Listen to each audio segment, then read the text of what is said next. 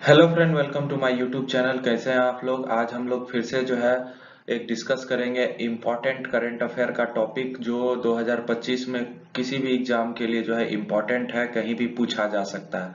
और in detail discussion करेंगे ताकि इससे रिलेटेड भी क्वेश्चन आए। तो क्या होता है कि जो एग्जैक्ट न्यूज होता है हम लोग उसी को पढ़ के जाते हैं, और जो करंट अफेयर आ जाता है उससे थोड़ा रिलेटेड आ जाता है, थोड़ा हटके आ जाता है। तो हम लोग को सिर्फ जो करंट अफेयर का जो अभी न्यूज है उसी को नहीं पढ़ना है, उससे रिलेटेड भी कुछ फैक्ट्स को जो है पढ़ना है।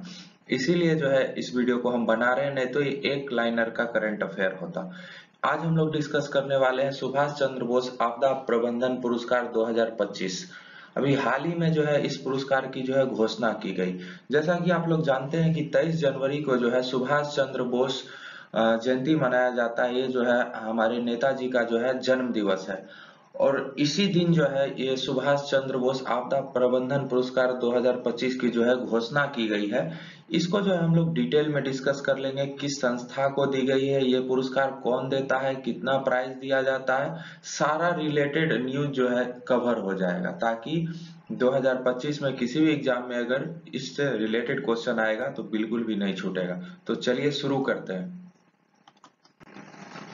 सबसे पहले जान लीजिए कि ये बात तो आपको लगभग सबको याद हो गया है कि 23 जनवरी को जो है नेताजी सुभाष चंद्र बोस का जयंती मनाया जाता है पराक्रम दिवस के रूप में।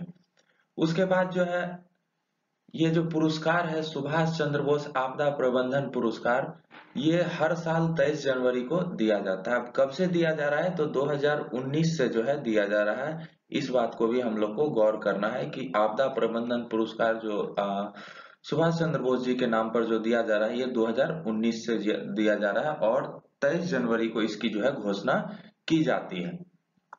उसके बाद ये अवार्ड दिया क्यों जाता है? जैसा कि अवार्ड के नाम में ही है, आपदा प्रबंधन पुरस्कार, यानी डिजास्टर मैनेजमेंट के लिए जो है ये पुरस्कार दिया जाता है।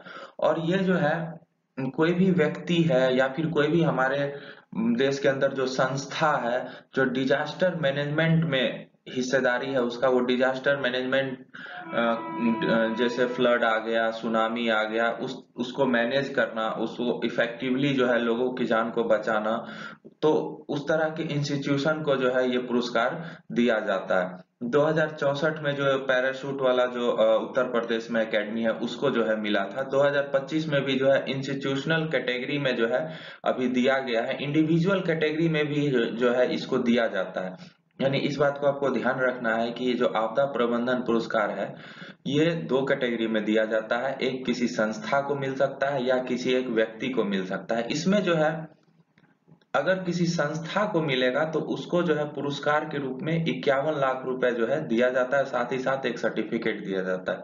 लेकिन यही पुरस्कार अगर किसी इंडिविजुअल को, किसी एक व्यक्ति को मिलता है तो उनको जो है 5 लाख रुपए पुरस्कार के रूप में और एक सर्टिफिकेट जो है उनको सम्मानित किया जाता है। तो ये तो छोटा सा इंट्रोडक्शन था पुरस्कार के बारे में। अब जान लेते हैं कि 2025 में जो है ये पुरस्कार मिला किसको है, जो मेन क्रक्स है।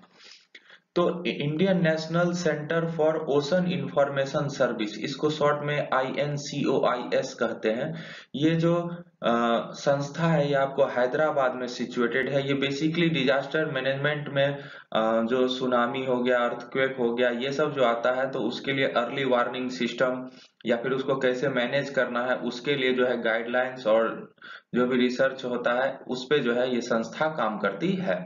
इसको जो है 2025 में जो है इस पुरस्कार के लिए इंस्टीट्यूशनल कैटेगरी में जो है चुना गया है। अभी इंडिविजुअल के लिए किसी को 2025 में अनाउंस नहीं किया गया है 23 जनवरी को।